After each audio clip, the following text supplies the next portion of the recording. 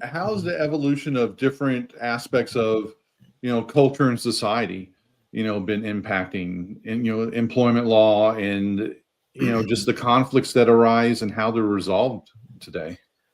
Yeah, that's a great question, Chad. Think about that for a minute.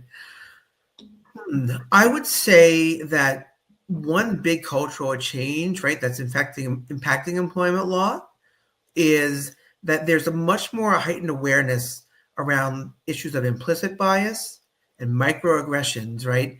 And how those could be examples of discrimination. So what's happening is it's sort of like the net is cast wider. There's a bigger scope out there of what kind of conduct in the workplace might be deemed unlawful, discrimination, sexual harassment, and so forth. So cultural change is about cultural norms as to what we do and don't accept as much anymore.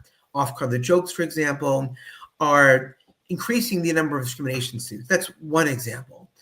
I think another cultural change is that with the heated political climate, you have a balancing of two different things, right? You don't want to silence certain employees in their opinions over others. You might be seen as discriminating against them based on their political activities, right, or their speech.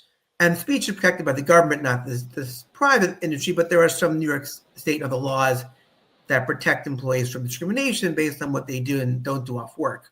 So I feel like with all the polarization now, on the other hand, if you don't, say, chastise certain speech in the office, other employees might say, hey, this person is saying things that I deem are racist or xenophobic. And so we're seeing a lot of laws and issues come up around that. And I get a lot of calls all the time from clients on how to address that issue.